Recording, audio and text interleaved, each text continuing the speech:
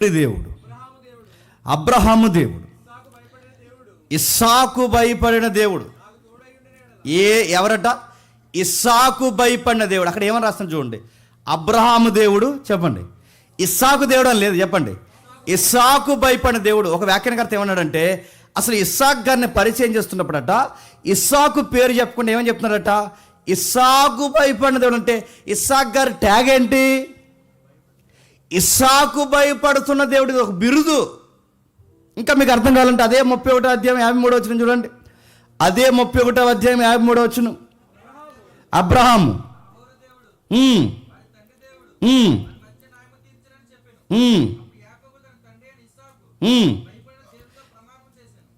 నువ్వు చదువు. తన తండ్రి అయిన ఇస్సాకు భయపడిన గ్రంథకర్త కానీ యాకోబు కానీ ఏమంటున్నారు చెప్పండి? ఇస్సాకు భయపడుతున్నది అంటే దేవుని భయాన్ని, దేవుడు పేరుని భయాన్ని బిరుదుగా పెట్టుకున్న భక్తుడు ఎవరు చెప్పండి?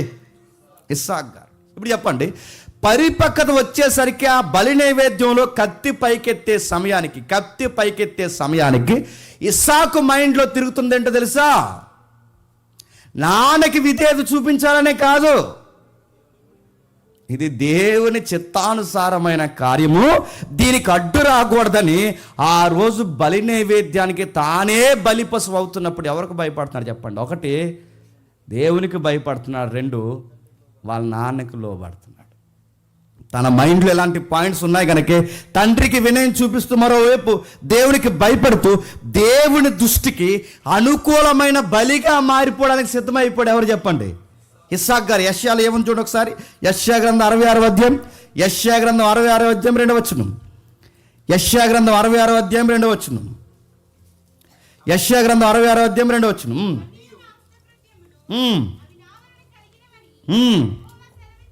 యెహోవా సెలవిచ్చుచున్నాడు, ఎవడు దీనుడంటే అక్కడ వినయుడై, ఎవడైతే దీనుడై వినయం కలిగిన వాడై. నువ్వు చదువు, ఆగమ్మా నువ్వు చదువు.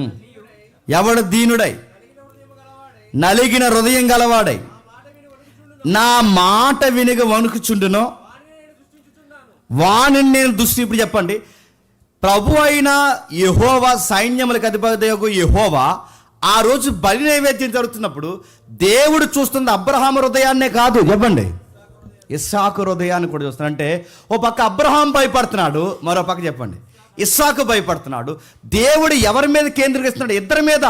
ఆ ఇద్దరినే కేంద్రీకరిస్తున్నప్పుడు కత్తెత్తిన ఆయన హృదయం ఏమని కొట్టుకుంటుందో చూస్తున్నాడు.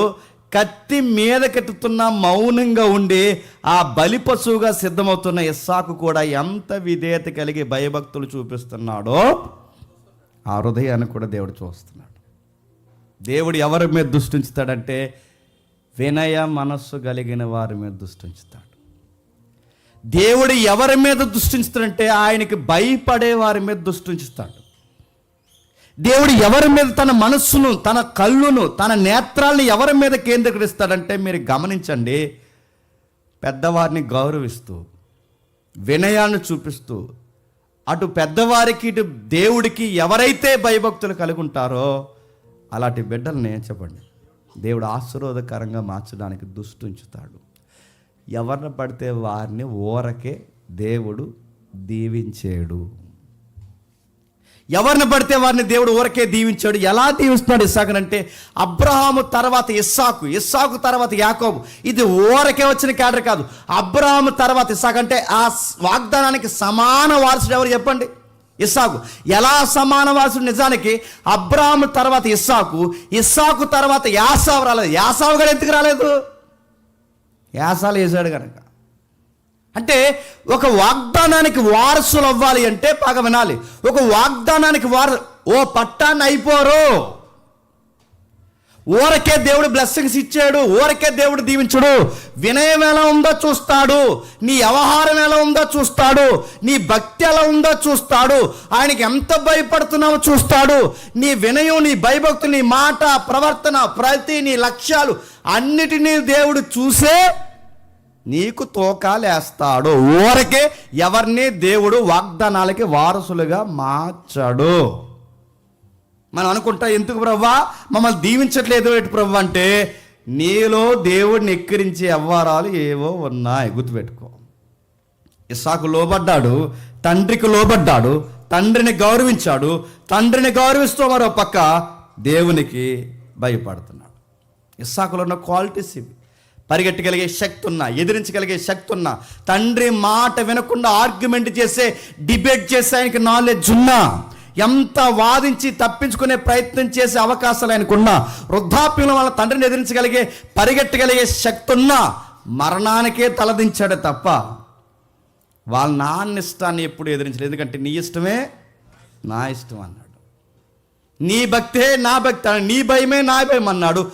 నిన్ను చూడటమే కాదు తండ్రి, నీ వెనకాల ఉన్న దేవుణ్ణి కూడా చెప్పండి నేను చూస్తున్నాను తండ్రి అని మౌనంగా ఉండిపోయాడు. ఇంకా ఏమన్నా ఇస్సాకులో, ఇస్సాకు గారికి సంబంధం తెచ్చింది ఎవరండి? ఎలియాజరుకి సంబంధం చూడమని చెప్పింది ఎవరండి? అబ్రహాం గారు. వీళ్ళిద్దరూ ఎవరికి సంబంధం చూస్తున్నారు? ఇస్సాకు గారికి. గమ్మత్తుడు చెప్పనా, నా పెళ్లి చేయడానికి మీరు ఎవరన్నా అడగలేదు, గుర్తుపెట్టుకోండి. ఈ జనరేషన్ అయినా ఆ జనరేషన్ అయినా సొంతంగా పెళ్ళిళ్ళు చేసుకునే బ్యాచ్ ఉన్నారా లేదా? అక్కడ వరకు ఎందుకు? ఇస్సాకు గారికి పుట్టిన కొడుకులు ఎవరైతే ఉన్నారో, యాసావు ఎవరిని చేసుకున్నాడు? అన్యుని చేసుకున్నాడు. యాకోబు ఎవరిని చేసుకున్నాడు? లవ్ మ్యారేజ్ చేసుకున్నాడు. మీరు బాగా వినండి, వాళ్ళ మ్యారేజ్లో తండ్రికి ఏమైనా ప్లేస్ ఇచ్చారా? కానీ ఇక్కడ మీరు చూడండి, తన తండ్రికి అవకాశం ఇవ్వడమే కాదు, ఆయన ఎంతకంటే తన తర్వాత పుట్టిన జనరేషన్ కొడుకులు చేసే పనులు ఈ తండ్రి చేయట్లేదు. ఏం చేయట్లేదు? 40 ఏళ్ళు అప్పటికి ఈయనకి వివాహం అయ్యే సమయానికి ఇస్సాకు వయసు అంచనా ప్రకారం ఎంత? 40 ఏళ్ళు. 40 ఏళ్ళు బాగా వినండి, ఎక్కడ ఏ తప్పుడు మార్గాలకు పోకుండా, ఎలాంటి కుండాగోర్ల పనులు చేయకుండా, ఎలాంటి చీకటి సంబంధాలు పెట్టుకోకుండా 40 ఏళ్ళు ఎలా అటు ఇటు చూడకుండా అంత నిష్ట కలిగి ఎలా ఉన్నాడంటే, దేవునికి భయపడే భక్తుడు ఎవరు చెప్పండి? ఇస్సాకు. మరోవాడు చెప్పనా, 40 ఏళ్ళ వయసు. అప్పటికి రిబకమ్మ వయసు ఎంత?